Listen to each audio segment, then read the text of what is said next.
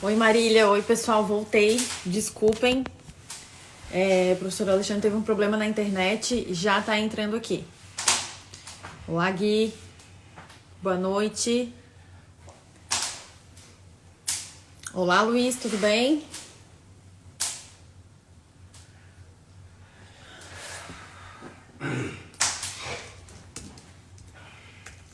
Olá Luiz Eduardo.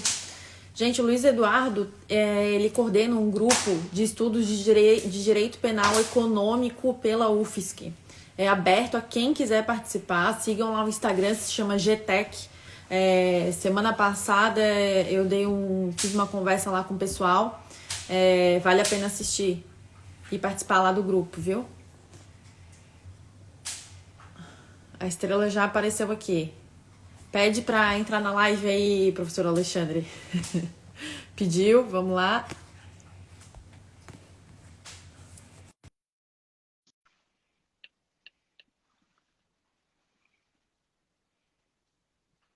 Tá carregando aqui, Sou todo conectando. atrapalhado, pessoal. Me desculpa. Até que enfim, putz, Mega, consegui chegar. Desculpa aí, Bia, pelo atraso. Nada. Imagina, Desculpa, acontece. sim, tô ficando maluco aqui. Tô roubando a internet do vizinho para poder participar aqui da. que bater na porta para conseguir entrar. Olha, é um furto, hein? Não, fui lá, pedi o consentimento, pedi, pelo amor de Deus, eu tenho uma Ó. live, preciso da sua senha, pelo amor de Deus. E aí, E aí, tudo consegui. bem? Tudo certo, tudo legal, tudo essa correria de ficar em casa. É. A gente Então, perde a como eu hora tava. também, né? Sim, com certeza. Parece que a gente trabalha mais em casa do que quando tá, enfim, saindo por aí, né?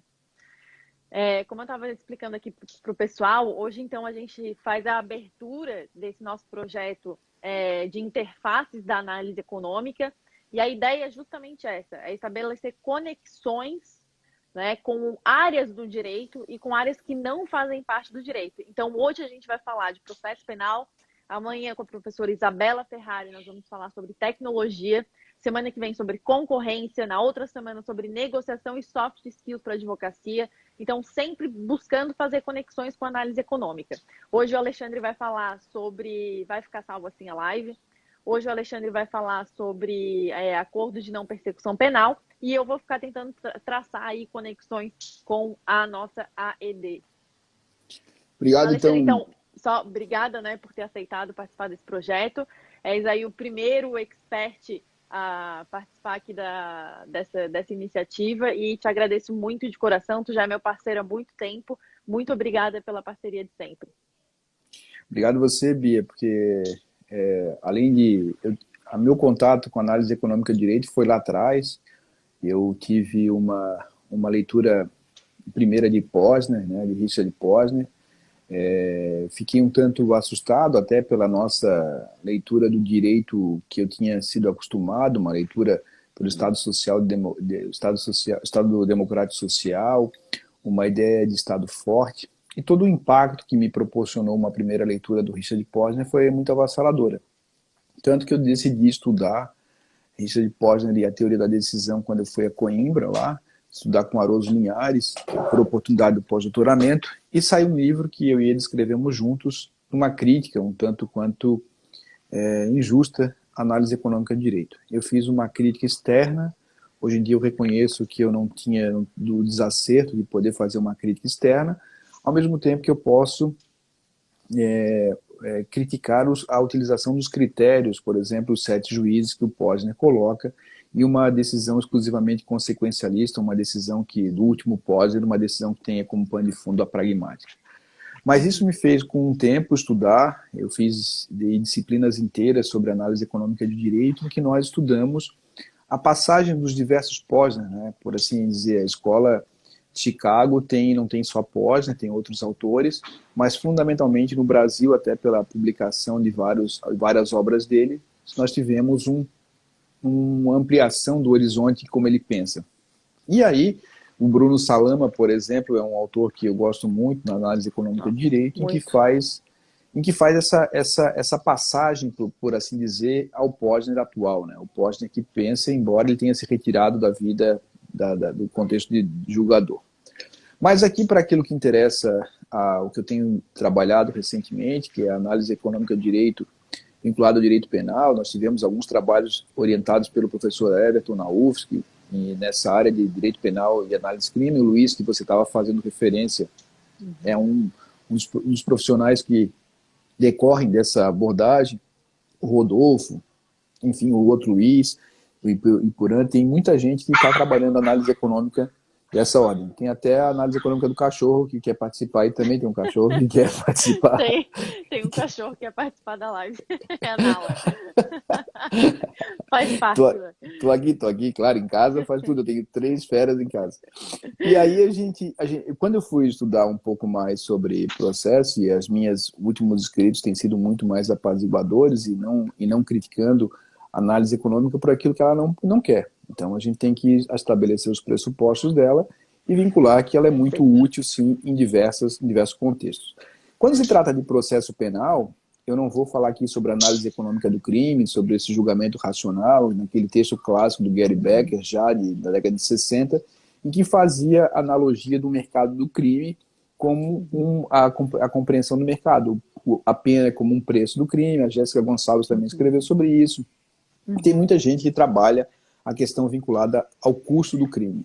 O que eu quero trabalhar aqui é uma negociação, e na negociação a análise econômica é muito importante. Nós vamos estudar vários autores, não só Posner, mas estudar o teorema de Coase, ou seja, como é que você pode reduzir os custos de uma transação. Uma transação tem custos, de comprar e vender o celular que você está vendo essa live, ou o computador. Você pode vender, e se você vender para um privado, pode ter uma ação posterior contra você. Qual é o percentual de ações que você tem? Tem que internalizar isso no preço. Como é que você pode avaliar riscos? Então, quando eu fui trabalhar teorema de Coase no âmbito da colaboração premiada, que foi o primeiro texto que eu escrevi lá há uns 4 anos, sobre entender o mercado da delação premiada via análise econômica de direito, e fundamentalmente sobre essa perspectiva de como negociar e reduzir custos de transação, me pareceu muito importante. E hoje nós voltamos com aquilo que se chama de acordo de não persecução penal, que é ainda uma novidade normativa, porque só foi inserido no nosso contexto pela a lei do denominado pacote anticrime, de 24 de dezembro de 2019, embora já tivesse 2 resoluções do Conselho Nacional do Ministério Público, a 181 e a 183. Embora as resoluções, como não tinham caráter cogente, muitos promotores se negavam a cumpri-la, se negavam a fazer acordo de não persecução penal. Com a nova legislação, e com o equivalente que nós tínhamos anteriormente do artigo 76 e o artigo 89 da Lei 9.099, ou seja, como direito subjetivo do acusado, nós criamos um novo quadro. Um quadro em que promotores não acostumados a negociar, nós tínhamos por assim dizer, uma parcela muito pequena do Ministério Público que fazia colaboração premiada, aqueles que estavam acostumados a negociar. Na graduação, nós não tivemos aula, nem eu forneci aula aos alunos de negociação em matéria penal, então é tudo uma novidade. E essa novidade pressupõe um passo rumo ao direito civil. Com a Raquel Mazzucco, nós escrevemos um livrinho sobre a invasão civilista no processo penal, porque nós vamos precisar entender a autonomia privada, boa-fé objetiva, venire contra factum próprio, dever de mitigar o próprio dano, vários institutos que são exógenos ao direito penal, mas que agora entram com tudo. Então, se a Bianca for hoje fazer um acordo de não persecução penal com o Ministério Público, ela trabalhar com um promotor que assim o faça, ela tem que elaborar cláusulas. E como é que ela elabora essas cláusulas sem correr riscos, colocar a reputação do promotor em risco, colocar como advogado o que pode não acontecer? É por isso que a Luísa Walter e o André Bermudes, com o qual eu escrevi a 2ª edição do Para Entender a Delação Premiada pela Teoria dos Jogos, nós estamos finalizando um livro do Acordo de Não Persecução Penal. E parte muito por aí, para poder entender como é que se elabora uma cláusula, como é que são as etapas de negociação, porque o equivalente que nós temos hoje pelo menos no mapa mental dos profissionais de direito, é equivocado. A transação penal, a suspensão condicional do processo, elas são realizadas em geral numa audiência. numa audiência em que o juiz convoca, ou tem conciliador, ou não tem. Em geral, aquela esculhambação do juizado especial criminal, em que a proposta do Ministério Público está nos autos, tem um conciliador ali cheio de boa vontade, não tem negociação, é pegar ou largar. Se fizer uma contraproposta, tem que ir lá falar com o promotor, volta na sala, ok, está fechado. E essa negociação é uma negociação muito simples, né? É uma negociação que não tem equivalentes no acordo de não persecução penal. E se trata de outra coisa. Se trata de um instituto que, quando se vai a outros sítios, se vai aos Estados Unidos, no ambiente de ampla negociação, que também não é o caso brasileiro, nós não estamos aqui no equivalente plea bargain, nós temos aqui uma possibilidade negocial. E esse espaço negocial ainda é mal compreendido, principalmente por ausência de prática. Você imagina, a Bia passa no concurso, vai para São Miguel do Oeste, vai para Descanso, onde foi a minha comarca primeira, está acostumada a fazer denúncia e, de repente, chega um acordo de não persecução penal. Ela não tem indicadores para saber se ela está fazendo um bom acordo, se ela está fazendo um péssimo acordo, se isso será o motivo de repreensão por parte da Procuradoria. Ela tem muita instabilidade. Quando você tem certeza, você tem um custo maior para estabelecer indicadores sobre isso. E aí, quando também, a gente né, Alexandre, também, Fala. só fazendo parênteses aqui, também é difícil do ponto de vista do advogado criminalista que não estava acostumado em fazer acordos, que em tese isso daí era uma prática dos civilistas, né, do pessoal que atua com processo civil, com consultivo. Então, o advogado do consultivo é o advogado que faz contratos no dia a dia. O criminalista, em geral, não estava acostumado a fazer esse tipo de acordo. Por outro lado, a gente pode dizer que o promotor também não está. Então, vamos dizer assim, está quase todo mundo no mesmo barco, né, de um ponto de partida. E aí é o risco de você criar cláusulas que são incumpríveis ou cláusulas que vão dar problemas a curto e médio prazo. E aí a análise econômica, né, Alexandre, pode ser muito bem-vinda aqui fazendo a nossa primeira conexão para ajudar tanto o advogado quanto o promotor a estabelecer essas cláusulas no acordo de não persecução, né? E, sobretudo, a análise econômica clássica, da racionalidade, de custo-benefício, de você pensar nas consequências de determinada cláusula ou não, né? É aquela coisa, né? O advogado ele tem que pensar ali no pior que pode acontecer quando aquela cláusula for descumprida, e no pior que a outra parte pode requerer, porque, vejam, você está tratando aqui da liberdade, não é simplesmente um contrato de compra e venda, né? O que pode acontecer caso a outra parte também descumpra com o que foi colocado. Mas só queria fazer esse parênteses. E tu faz muito bem esse parênteses, porque aí a gente pode aproveitar da economia outras categorias que são muito importantes. Uma delas é o problema da agência, em que, como o Ministério Público está negociando com pena, mas ele não tem nenhuma perda, ou seja, ele não tem nenhum efeito direto, não é um patrimônio que ele está negociando, ele pode ter uma postura. E essa postura é diferente, muitas vezes, do advogado. Por que é diferente do advogado? Quem vai receber, por fim, o impacto dessa negociação é o cliente dele. Mas ele não pode levar o cliente dele na primeira negociação. Ele precisa primeiro estabelecer com o cliente para saber, essa caneta aqui, eu vou negociar com o Ministério Público, eu vou levar para o Ministério Público a caneta, e eu preciso saber até quanto ele quer vender a caneta, até quanto eu posso pagar. Então eu tenho que primeiro saber, você tem que me dar as opções. E o mais legal, que passa desapercebido, é que o artigo 28A, no seu último inciso, tem a possibilidade de penas que não são previstas em lei, que são criações. Então, são penas que, como se fala muitas vezes em alguns lugares, são penas que são fora daquelas do artigo 43 do Código Penal. Então, você pode criar algumas alternativas. O Marcelo Carlin, e eu estava escrevendo um texto para crimes digitais, por exemplo, uma das possibilidades que o advogado pode trazer, o meu cliente ficará fora da rede social por 1 ano em nome próprio, 2 anos, 6 meses. Você tem a possibilidade de criar alternativas. Então, um profissional que vai do direito, ele não pode estar bitolado por aquela leitura de enfrentamento que é a própria do processo penal. É outra perspectiva. E aí, criar alternativas, entender como se dá essa dinâmica do acordo é muito importante. Tem a questão que é básica aqui, que é o risco moral, que é uma outra categoria que me parece importante da economia pensar aqui, que é a dificuldade de ter informação qualificada de ambos os lados. E o desafio do advogado de poder, nessa negociação, entender que ela é uma negociação complexa. Ela não se dá num momento só. Ele vai ter que ir ao Ministério Público, vai ter que buscar, captar a primeira concordância, levar depois o cliente, ver a proposta, estabelecer os requisitos. firmar as cláusulas e só depois levar o sujeito. E tem que negociar, como se perguntou aqui, fiz uma pergunta, tem que negociar os termos da confissão.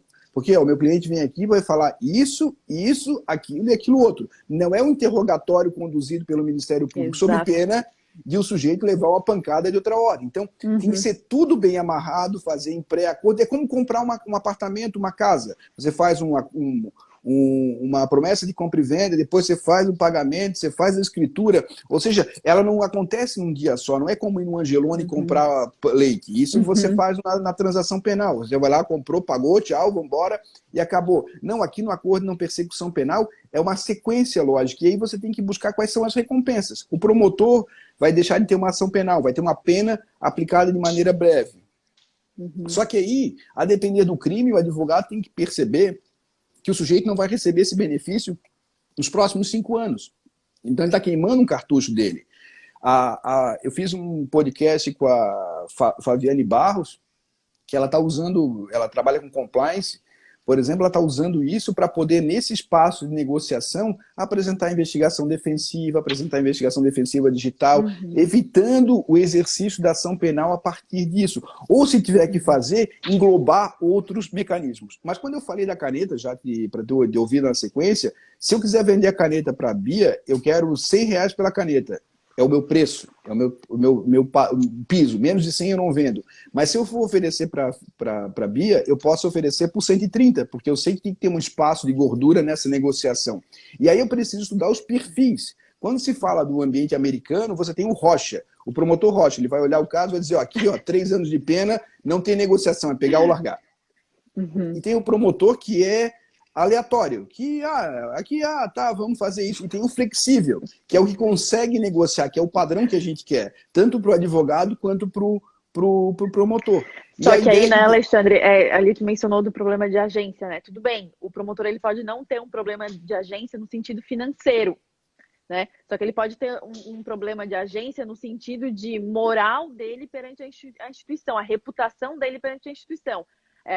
Tem promotor que não gosta de ficar conhecido como promotor bonzinho e flexível, né? Que concede pena baixa ou cede a outra parte e vice-versa. Ainda há na instituição do Ministério Público um ranço, digamos assim, punitivo, né? De ficar conhecido como alguém, como acusador.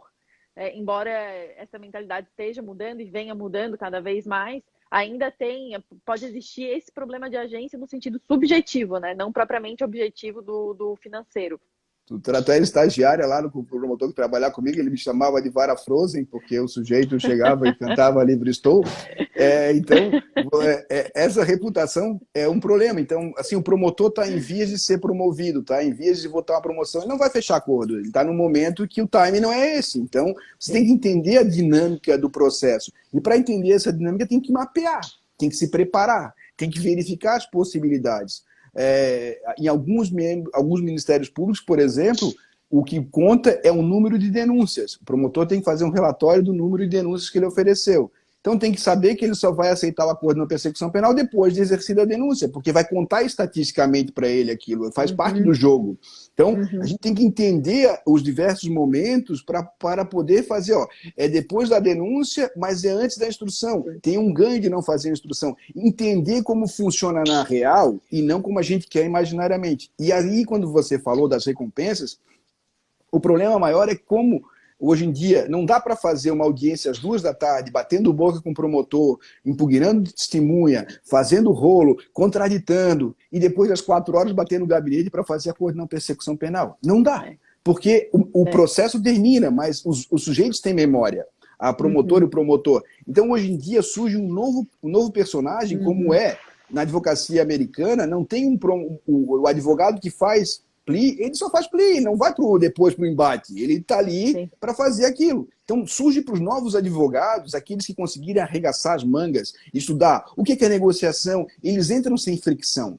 Você não faz nenhum acordo com quem você não confia. Um advogado e um promotor que jogam sujo, por exemplo, você não vai fazer acordo com um sujeito desse. Ele tem que saber a hora de sair. E eu acho que nisso aqui, aquilo que quem estudou um pouco de economia, e você estudou bastante, é a confiança, né? A confiança que isso aconteça. E eu achei interessante, Alexandre, o que tu falou ali da caneta, né? A minha oferta mínima nessa caneta é 100, né? 100 reais, enfim. Mas eu vou oferecer para a Bianca por 130 porque tem que ter a gordurinha. Isso na análise econômica comportamental nós chamamos de quê? De heurística da ancoragem, né? E que funciona exatamente como uma âncora. Ou seja, quando a gente fala na negociação assim, olha, tudo bem, eu pago 10, mas eu vou oferecer 5 porque quando eu oferecer 8, essa minha oferta vai ser interpretada como um ganho e não como uma perda. Aí a gente entra num outro aspecto da análise econômica comportamental, que se chama teoria da perspectiva, ou Prospect Theory, que foi criada pelo Daniel Kahneman e pelo Amos Tversky. E eu sempre digo que eu odeio esse sobrenome, porque realmente eu odeio, eu não consigo falar Tversky. Se vocês forem ver como escreve, é horrível. Mas, enfim, mas só fazendo esse paralelo, então, saindo daí da análise econômica clássica, que é o custo-benefício, a racionalidade que tem que ser analisado, a consequência mesmo de cada cláusula que você botar no acordo. Mas entrando na negociação em si, a gente vai ter diversas heurísticas e viés cognitivos que podem influenciar a formulação desse acordo. A heurística da emoção, como o Alexandre acabou de falar, você acabou de discutir com o promotor, ele está com raiva de ti, até magoado. Vai bater lá às 4 da tarde na porta dele para fazer um acordo de não persecução penal? Não vai, não vai. Oi, tudo bem? Tem um cafezinho aqui, vamos conversar. Amizade não assim. Ah, mas é um absurdo isso. Isso é humano, pessoal. Por favor, a gente fala o Exato, processo como ele é e não como deveria ser, como você exato. imagina. Tem cada sujeito pensado. E nesse sentido, aí você tocou num outro ponto que, a depender do advogado, ele vai ter que, para fazer um acordo de não persecução penal, ter várias rodadas, vários rounds de negociação. E ele precisa ter disposição. Então, a depender da recompensa dele, nós reiteramos o problema de agência. Ele pode não ser tão incisivo a fim de conseguir logo fazer o acordo e se livrar de um processo. Percebe como é difícil? E esse é um desafio que a defensoria tem feito, porque eles não têm estrutura, tem que atender muita gente, e para eles a coisa ficou complicada. Então, eu tenho sugerido a eles destacar um defensor para fazer acordo na persecução penal em todas as unidades. Porque não dá para o defensor que faz a audiência às 3 e pouco ficar nos intervalos dela buscando acordo na persecução penal com um promotor. É muito Uhum, difícil essa lógica. E além do que, e para estudar essas recompensas que a gente já viu, a gente tem aqui várias questões interessantes, como no problema de agência, que às vezes a recompensa do advogado é diferente do seu assistido.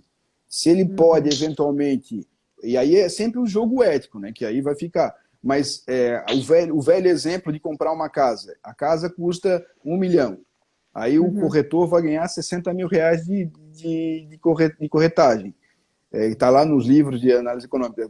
Ele não tem nenhuma recompensa em baixar o preço da venda para 900 mil, salvo se você oferecer para ele um pouco mais da diferença que ele perderia se vender por 900 mil reais. Então você consegue superar essa recompensa. E no caso de um advogado, por exemplo, pode ter spread penal. Boa ideia, spread. Então a gente está discutindo aqui o spread. E essa discussão gerará o seguinte: se eu sou um advogado que vou ter novas rodadas e novos casos mais importantes, eu posso ceder num para poder ganhar no outro com o promotor? Ou seja, entende como são é, muitos jogos separados e abertos, muitos processos separados, você pode ter a contaminação de um para o outro. Mas no anterior eu cedi para ti, agora tu cede para mim. Esse jogo é, do toma lá da cá. Se você claro. não se dá conta disso, é muito ingênuo, né, Bia? Quando você escreveu um livro sobre isso, sobre como negociar, a busca por equilíbrio nessa negociação é diferente, a sobrecarga da acusação que nós vamos começar a ver, assim, para Uhum, poder tirar um pouco, o promotor pode denunciar uma qualificadora, pode denunciar uma agravante, para poder ter margem. Não estou dizendo que os promotores que jogam ético farão isso, mas é racionalmente inteligente você denunciar uhum, mais, fazer a sobrecarga para poder tirar alguma coisa no acordo. Então isso que não é novidade nos Estados Unidos, a gente sabe, hoje em dia uhum. tem trabalhos e trabalhos sobre a sobrecarga na acusação, justamente para poder ter esse espaço de negociação. E isso tudo, a análise econômica funciona como uma luva. Afinal de contas, nós podemos entender as recompensas, as utilidades dos maximizadores a partir dessa perspectiva. Uhum. Alexandre, cada vez mais vai ser necessário a inserção de matérias de negociação, de análise econômica nas faculdades, nas pós-graduações por aí, ou em cursos específicos mesmo, porque isso deixou de ser uma habilidade apenas do advogado do consultivo, apenas do advogado que lida com processo civil ou com civil, né? É necessário que agora todos aprendam, seja atuando em uma área ou em outra, como negociar. Né? E do ponto de vista da análise econômica, como eu já disse aqui, a gente pode falar tanto do ponto de vista da racionalidade, da perspectiva da racionalidade, do custo-benefício, da maximização da utilidade, que é aquilo que mais benefício vai lhe trazer ou trazer para o seu cliente, no caso concreto, né? E do ponto de vista da análise comportamental, e vejam que não são teorias contrapostas, que muita gente fala isso é equivocado, né? O behavior, ou análise econômica comportamental, veio aperfeiçoar a análise econômica clássica, né? Veio trazer elementos de emoção, elementos subjetivos, os atalhos cognitivos que o nosso cérebro pratica de toda forma para economizar energia. É esse o motivo. Né?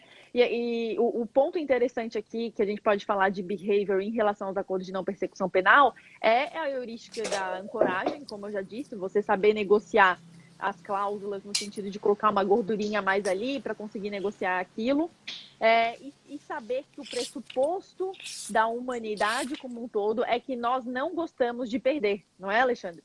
Então você tem que fazer com que a outra parte interprete a sua proposta como um ganho e não como uma perda. Aí que está um ponto-chave da negociação. E aí, para negociar, você tem que entender assim, não dá para ter para usar as heurísticas, o jurista é provido de uma heurística de excesso de confiança que é assustador. Ele acha que vai dar certo, fé em Deus, vai dar tudo certo.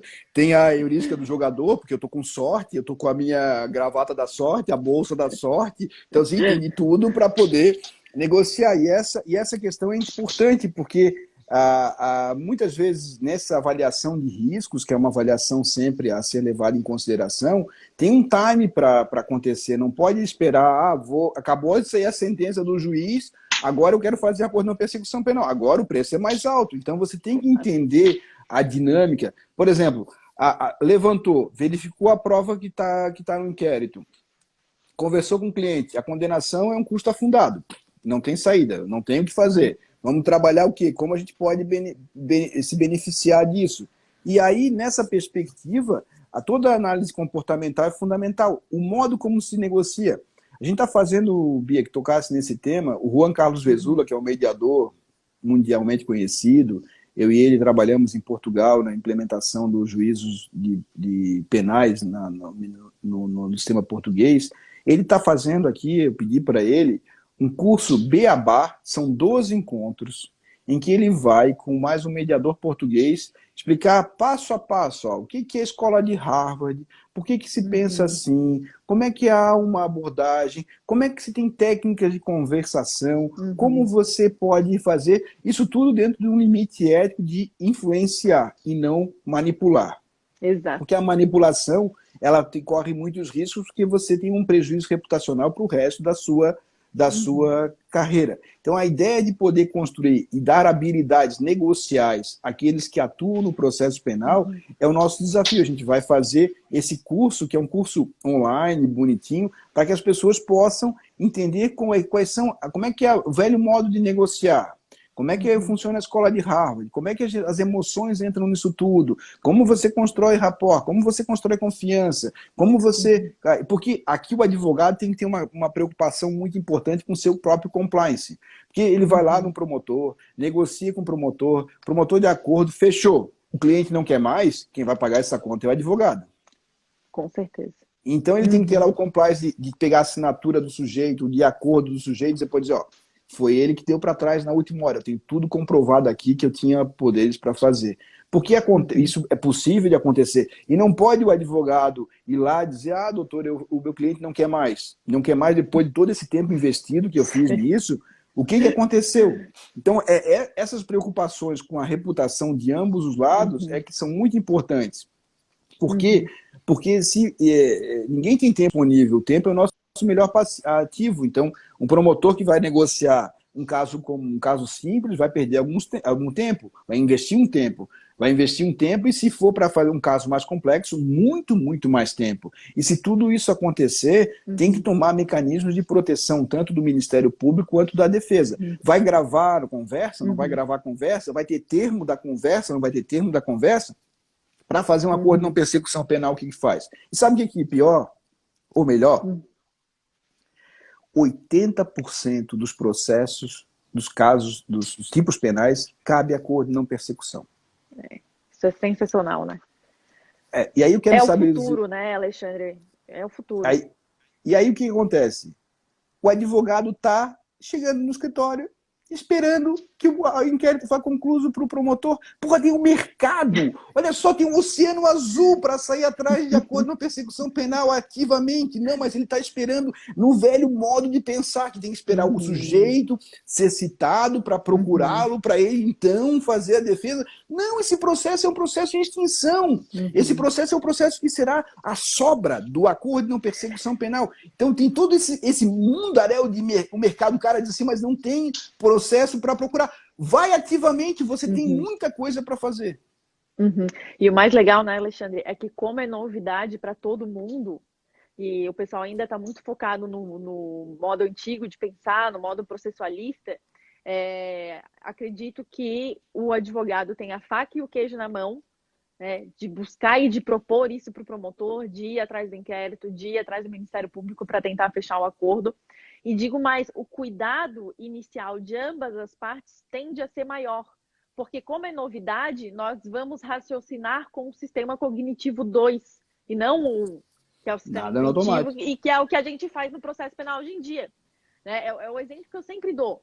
Como que a gente olhava no processo nas primeiras vezes que a gente tocou num processo? Eu digo tocar porque na minha época era o processo físico mesmo e eu abri o processo assim, folha por folha. Na primeira vez que eu toquei num processo no meu estágio... Né, tu tinhas que recorrer de tudo meu. Tu tinhas que recorrer de tudo meu. Eu tinha que... Então, eu ia dizer, eu trabalhava no Ministério Público e o Alexandre era juiz da vara respectiva. Eu só fazia recurso das decisões do Alexandre. Estou brincando. Mas, enfim, fazia mesmo. Aprendesse todos os recursos possíveis, imagináveis, sabe como fazer tudo. Sim.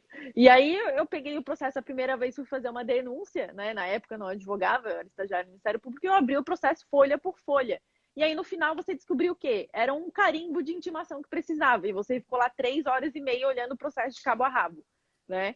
Então, com o passar dos anos e com a experiência que você vai ganhando, você já vai lá na última página do processo, olha aquilo e fala, isso aqui é isso, já faz, já denuncia, já não sei o quê. E aí, isso acontece no dia a dia. Um recurso chega no tribunal, Alexandre, como é que é? Né? Chega no tribunal, vamos olhar a sentença para ver se a gente concorda com a sentença, para depois buscar elementos dentro do processo que corroborem aquela minha decisão, ou seja, viés confirmatório. Né? Então, como o acordo de não persecução penal é uma novidade para ambas as partes, acredito posso estar sendo otimista nesse sentido, de que ambas as partes terão mais cuidado nesse ponto, né? No sentido de estudar o caso, de saber fazer as cláusulas.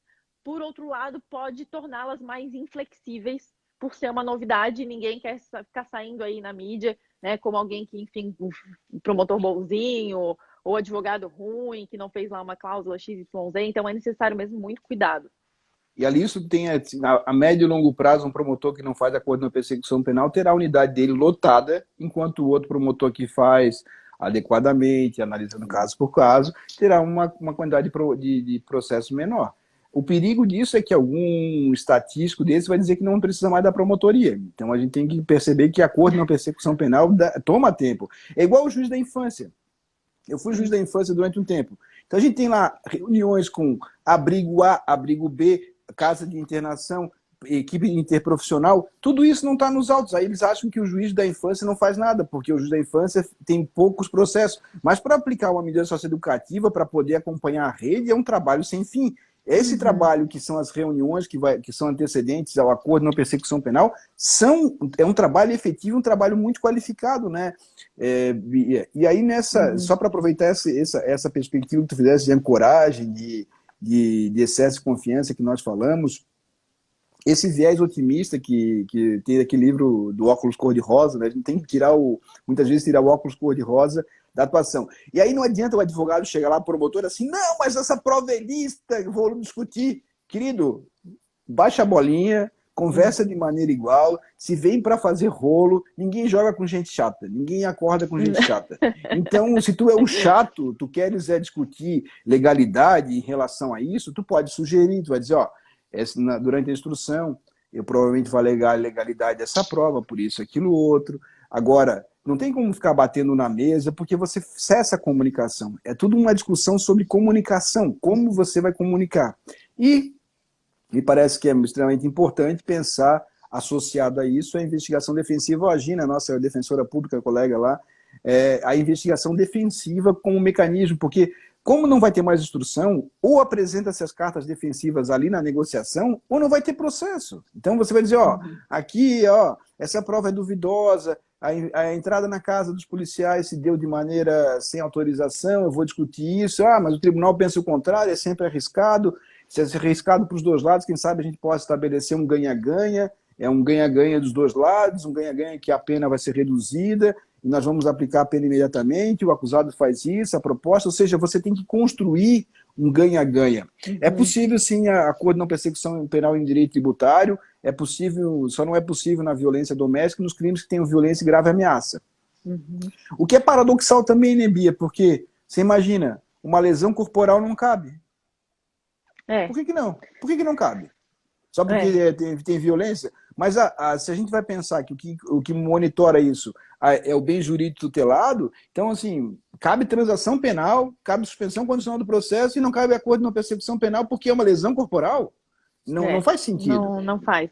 Então, essa ideia de excluir os crimes com violência e grave ameaça já foi superada, por exemplo, na infância e juventude. Quando a gente trabalha na infância e juventude, e por isso que eu fiz essa referência, os atos infracionais de adolescentes que não cabe aplicação de remissão, que é um instituto próximo a esse, em que o Ministério Público pode concertar com o adolescente, seu defensor, uma remissão, que não significa internação nem semi-liberdade, e o juiz também pode diretamente fazê-lo na audiência, que lá é o ato de apresentação do adolescente, é o primeiro ato. Mas o que é interessante nisso, e aí a equivalência, é que o juiz da infância e juventude, mesmo sendo ato infracional lesão corporal, superaram essa discussão. Afinal de contas, não faz sentido você negar a um adolescente uma remissão, porque é uma lesão corporal. O sentido que a adequação do mundo da vida é roubo, é latrocínio, é aquilo em que a violência agrega ao tipo penal, porque senão daqui a pouco nós teríamos a exclusão de tipos penais cuja pena é 3 meses, como é o caso de lesão corporal simples.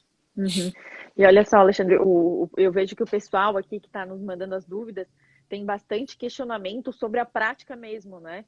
Pode reunião de vários processos, pode em crime tributário, ou seja, isso tudo a gente vai vivenciar ainda. Né? No livro a gente acaba falando o seguinte, que salvo as exclusões legais, todas elas são importantes. E aí o que a gente tem feito é sugerir que se pode acumular processos? Se pode acumular processos, desde que a pena não passe 4 anos.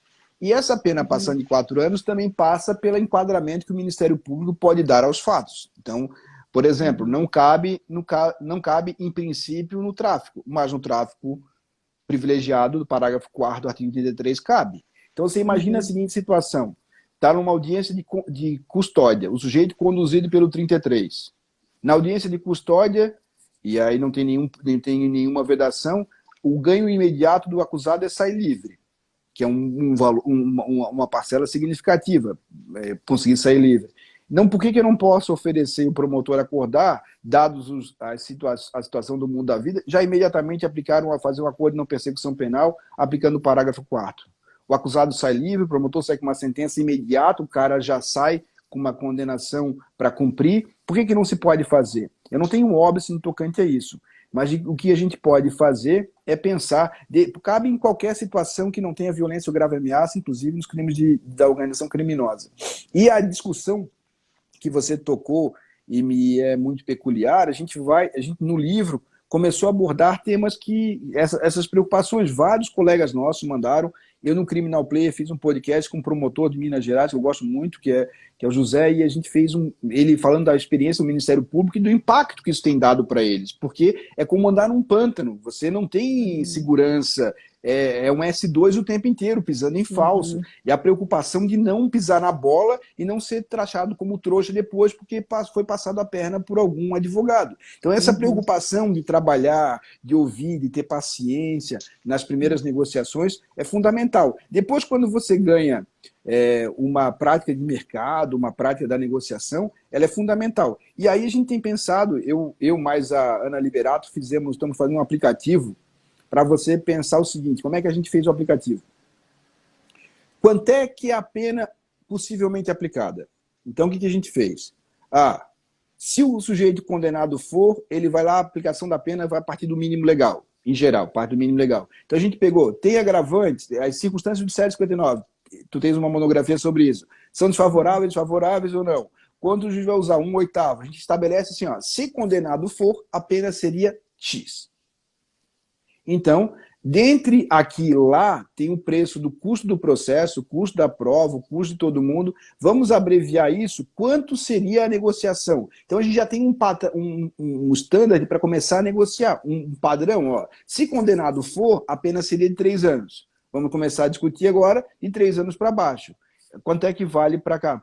O regime vai ser aberto, vai ser fechado, vai ser o semiaberto? Não, vai ser aberto. Então, o Ministério Público não tem muita recompensa de ficar brigando por 6 meses, porque, afinal de contas, o que vale?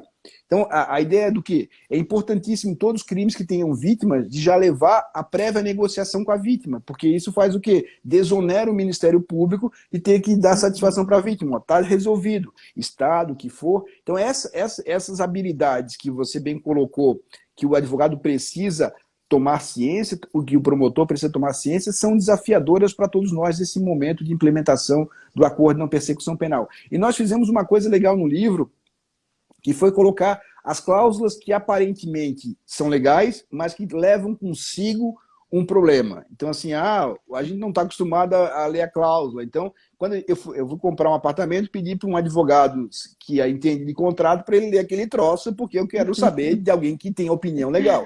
Eu trabalho como juiz, tal, mas não tenho, não é o meu dia a dia ficar analisando o contrato. Eu quero que alguém faça isso de maneira qualificada. Então, a ideia de você dominar as cláusulas para evitar a possibilidade de rescisão do acordo de não persecução penal por um não cumprimento é muito fundamental. As cláusulas têm que ser claras, elas têm que ter uma verificabilidade de cumprimento, e surge uma discussão que hoje em dia está na moda no Supremo. Por exemplo, quando se tratava do caso da JBS, eu defendi que a JBS poderia usar do adimplemento substancial. O que significa? Se eu vou pagar para a Bia pela caneta R$100, eu paguei 99. Cabe eu rescindir o contrato ou fiz adimplemento substancial 98? Então, a discussão que depois ainda virá no acordo de não persecução penal é a possibilidade, por exemplo, de aplicação do acordo do adimplemento substancial, o dever de mitigar o próprio dano. E uma coisa que tem acontecido, Bia, que é mais assustador. Um advogado mandou aqui para mim o acordo de não persecução penal, que ele fechou com o Ministério Público. Ele fechou com o Ministério Público, fechou o acordo de não persecução penal, beleza. O promotor teve um problema na família e saiu de licença. Quem veio substituir? Não quero mais. Mas como que não quer mais? Como que não quer mais? Porque a questão é a seguinte: o sujeito não está negociando com o promotor, está negociando com o Estado. E se o promotor novo vem que não quer, isso é venir contra factum próprio, isso chega a ser improbidade do promotor. Porque o sujeito tem que abrir uma boa-fé objetiva. Se ele estava negociando com o representante do Estado, o representante do Estado fechou aquele acordo com ele, e depois de fechado, assinado, o cliente confessou, não quero mais, isso é de uma má-fé. Não, capaz de ainda propor a denúncia juntando os termos do contrato, dizendo que ele confessou e que não sei o quê. É realmente preocupante. E o pessoal está com bastante dúvida aqui, Alexandre, da confissão. Né? Como fazer da confissão uma estratégia defensiva? Bom, assim, eu não consigo ler porque eu sou cego já, né? Estou numa idade já avançada, eu já estou mais para o estatuto do idoso do que pelo ECA. Então, se eu tô de óculos, eu não enxergo aqui, então tem essas dificuldades. A confissão, ela tem um fundamento. E qual é o fundamento? Evitar que você compre a responsabilidade penal. Imagina se seria muito fácil, eu pratiquei um crime, eu digo, olha, vem cá, eu te dou 10 mil reais se você assumir para mim a parada. O sujeito vai lá, confessa por papel e fica tudo bonitinho. Então a ideia de você dar uma conformidade para evitar um mercado de assunção de responsabilidade é razoável. A confissão tem esse indicador, evitar que o sujeito possa responsabilizar-se por atos de terceiro. Mas ela não tem o condão de ser equivalente a uma confissão realizada no interrogatório. Então é uma confusão muito grande, porque o nosso equivalente mental da confissão é aquela confissão realizada no interrogatório, em que o juiz lê a acusação, faz perguntas do 186, do 185, 186 e 188, vai perguntando e o sujeito confessa. Não, não é essa a confissão. A confissão é, se eu já tenho corroborado prova suficiente, a confissão tem que ser minimalista. O sujeito confessa porque é uma condição de possibilidade para receber o benefício. E essa confissão é uma confissão para aquela finalidade, somente para aquela. Daí a importância do advogado conseguir compreender que na negociação com o Ministério Público, quando chega no ponto da confissão, meu cliente vai dizer, vem aqui dizer que realmente assinou o documento de folhas tal, se apropriou do dinheiro de folhas tal, fez isso dessa maneira e só. Não vai responder sem perguntas... detalhe fático, né, Alexandre? Sem muito detalhe fático, né? Pronto, praticou o tipo penal, conforme, enfim, tá ali na folha X, Y, Z e pronto. Né? Tentar ser o mais, como você usou a palavra, minimalista possível nessa cláusula. Porque aí depois pode alguém jogar sujo e querer aproveitar isso depois. E aí é um problema que é sério. Mas aí, por isso que é importante, antes de levar o cliente, antes de levar o sujeito para fazer a confissão no gabinete do Ministério Público, tem que chegar e dizer e negociar os próprios termos da confissão. A confissão terá isso, ele virá aqui, falará isso, que é corroborado pela prova, e eu não venho aqui para ele abrir a câmera e o senhor perguntar o que quiser. E isso está fora de questão. Ah, mas isso eu não aceito. Por que o senhor não aceita? O que está faltando para o senhor convencer? Porque a finalidade da confissão, isso que é muito importante, né, Bia? A confissão é pensada para o sujeito poder responder por aquele ato. É para isso. Mas a confissão não é uma antecipação de um futuro processo. Então, se tem elementos convergentes, ele é o autor e ele diz fui eu, está resolvido. Ele não tem que antecipar aquilo que seria da instrução processual posterior. E, Alexandre, uma dúvida assim, né? Vamos supor um caso de crime tributário em que, enfim, o empresário não repassa o FGTS, né? Em que há terceiros prejudicados. Aí você faz uma negociação, mas você consegue diminuir. E aí, como que fica ali o prejuízo, né? Vamos supor que tinha um prejuízo de R$1 milhão. Você consegue reduzir esse prejuízo, né, em prol das supostas vítimas, enfim, de alguma, digo financeiro mesmo, né? Como que você pode negociar isso? É possível essa negociação, né, quando tem essa objetividade tão grande, ou seja, você deixou de repassar R$1 milhão, eu posso oferecer 200 mil, 100 mil para fechar o acordo?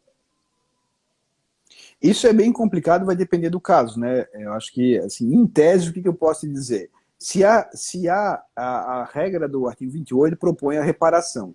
Quando a reparação, o bem tutelado pela norma, que é o não recolhimento de tributos, prejudica terceiros, esses terceiros têm que ser ressarcidos, inclusive o ressarcimento do dano. O que você pode fazer é, além dessa questão, colocar uma prestação pecuniária em favor deles, que é uma das hipóteses. E também, quando a gente vai adiante, tem umas coisas interessantes. Esse último inciso do artigo 28, do artigo 28A, que é a possibilidade de criar cláusulas não previstas expressamente em lei, até vou ler para vocês, porque eu gosto muito desse dispositivo, que pouca gente dá bola, e esse dispositivo, para mim, é muito importante. Ele é muito importante porque ele abre um universo pouco pensado nos nossos dias. No Guia do Processo Penal, eu acabo falando isso um pouco, né? Vai lá. E aí, o pessoal estava falando aqui, insegurança jurídica, mas, gente, é bom que a lei não tenha trazido tudo que tem que constar no acordo, não é, Alexandre? Que você possa negociar, que você possa buscar estabelecer suas próprias cláusulas no caso concreto, né? É como uma negociação. Pode falar. Desculpa. Não, O interrompe. artigo 28, para seguir na tua linha, cumprir por prazo determinado outra condição indicada pelo Ministério Público, desde que proporcional e compatível com a infração penal imputada.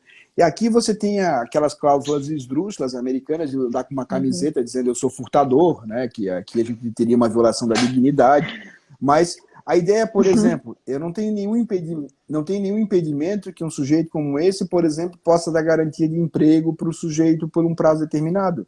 Posso criar outras cláusulas que não são previstas expressamente em lei. Então, eu tenho uma criatividade imensa no tocante a isso. Isso é pouco explorado. Quando a gente faz aquelas reuniões brainstorming, assim, vamos pensar todas as possibilidades que existem.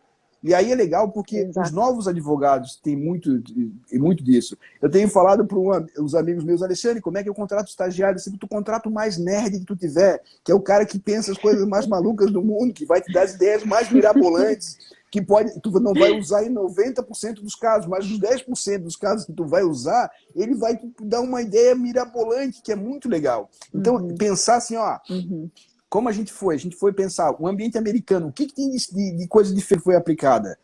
Desde sanções que são sanções de não frequentar alguns lugares, desde sanções que são a não entrar em alguns estabelecimentos, ou seja, tudo que você acrescentar na sua balança do ganha-ganha é uhum. desafiador. Então, poxa, Claro. eu não posso pensar com as categorias, eu não posso pensar só com prestação de serviço à comunidade, com pena de multa, com pena. Pô, pega um dentista, um cara é dentista, trabalha lá com. É dentista, ele vai dizer, eu dou 40 horas de trabalho como dentista em algum posto de saúde, beleza? Isso é a prestação de serviço. Mas eu posso atender por exemplo, reparar as cáries das crianças num abrigo que você me diz que o abrigo Uhum, eu faço acompanhamento de um ano. Uma criança custa por um ano 2 vezes tanto, isso vai me custar tanto, mas eu pago, durante um ano eu faço tratamento dentário dessas crianças. Ou uhum, seja, você tem como uhum, criar valor. E esse aqui é uhum, o desafio, uhum, criar valor. O uhum, advogado tem que criar alguma coisa que o cara é cabeleireiro, porra, vai cortar cabelo. Então, assim, de alguma uhum. maneira você tem que você é bom. O cara sabe fazer tosa de cachorro, vai cuidar da associação dos cachorros Uhum. lá, vai fazer. Tem. Só que tem que pensar fora da Sim, casinha, né, Bia? Você tem que pensar fora da tem casinha. que pensar E fora quem da for casinha. muito É, by the book, quem for muito by the book não tem chance. uhum. E a gente tem que forçar o sistema cognitivo 2, né, Alexandre? Pedir, como tu falou aí, o estagiário nerd fazer o papel do advogado do diabo. Fulano, vem cá, finge que tu é aí o Ministério Público e eu sou a advogada e vamos ver quais que são os pontos que a gente vai estressar aqui. Né? Quais que são os pontos que você, como Ministério Público, não arredaria o pé e eu, como advogada, não arredaria o pé. Então, porque a gente sabe que existe o viés confirmatório, que nós temos, portanto, a tendência de confirmar e de buscar elementos que confirmem o nosso posicionamento. Então, é muito fácil eu encontrar argumentos que corroborem o que o meu cliente está fazendo. Agora, o que você precisa entender, e é isso que um advogado que faz um contrato tem que entender, é o que a outra parte tem de forte, o que a outra parte tem de ponto positivo, forte, e onde que você pode ceder, né? Porque tem a heurística da emoção, que a gente sabe, né? A heurística do afeto, que trata das emoções. Como que você constrói emoções edificantes, positivamente edificantes? O Daniel Shapiro trata disso, né? Por exemplo, você criar você ser cortês nas negociações, você criar uma relação de coleguismo, não de amizade propriamente dita, mas de coleguismo, né? Como o Alexandre falou, um advogado que vai fazer só o plea bargain, ele vai ter que ter uma reputação boa, né? Então, como que você aprende isso? Essas são ferramentas, inúmeras ferramentas de negociação que a gente tem que aí buscar cada vez mais aprender e se adequar, né? Para dizer assim, tem que, por exemplo, pegar uma metodologia SWOT lá. Pega pontos fortes, pontos fracos, oportunidades, ameaças, em cada contexto. Eu tenho um amigo meu que é advogado, e ele pegou o seguinte, contratou um advogado novo, sem fricção, botou o guri a estudar, fazer curso de negociação, porque esse é o cara que vai negociar. Ele não pegou um advogado que vai se remodelar para poder fazer a coisa na persecução penal. Ele soft skills. Você vai fazer Uhum, eu até trabalho num livro, a gente chama isso de skills mesmo. Eu tô vendo aí, tô com meus filhos e dá-lhe Fortnite na veia, então tô aprendendo a comprar skills aqui, fazer, disputar na ilha, fazer, construir. Então aqui tô indo pro nível 6 agora, já sou daqui a pouco eu posso entrar numa arena melhor, mas não consigo competir com o meu mais velho, que já está com 14 mil pontos, o bicho é bom. De qualquer sorte, o que a gente tem aqui? A gente tem duas questões que foram perguntadas que me vale a dizer. Quando eu falei anteriormente, as defensorias terão um papel de se reinventar, porque não assim, a assessoria jurídica é muito complicada, e os advogados que são populares precisarão fazer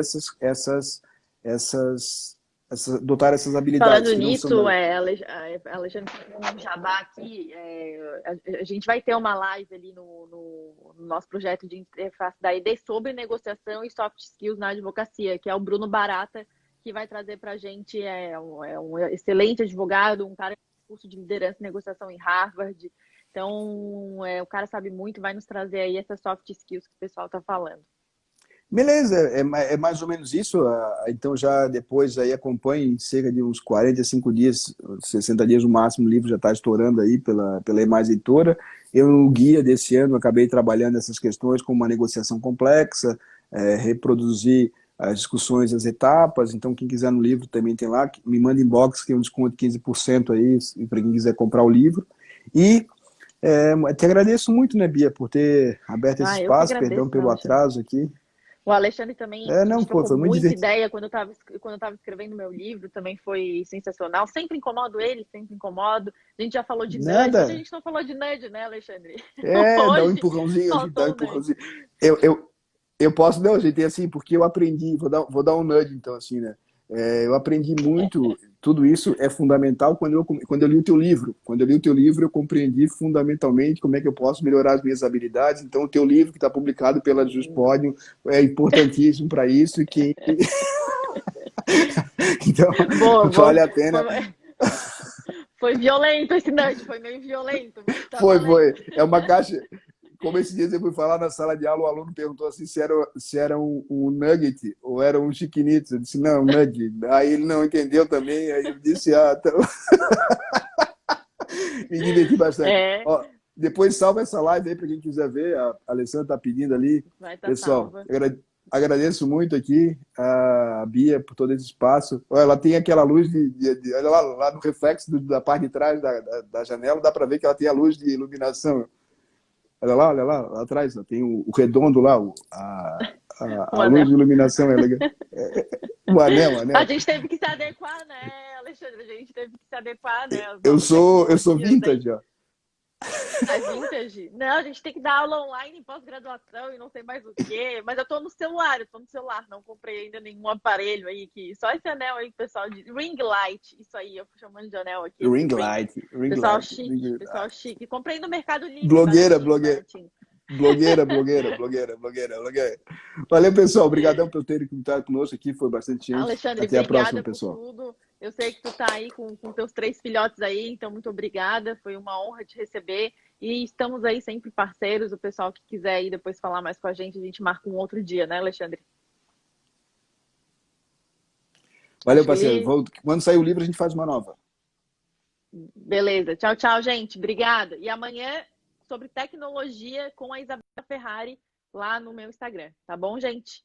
Então tá, obrigada. Um beijo para todo mundo e até a próxima. Até amanhã.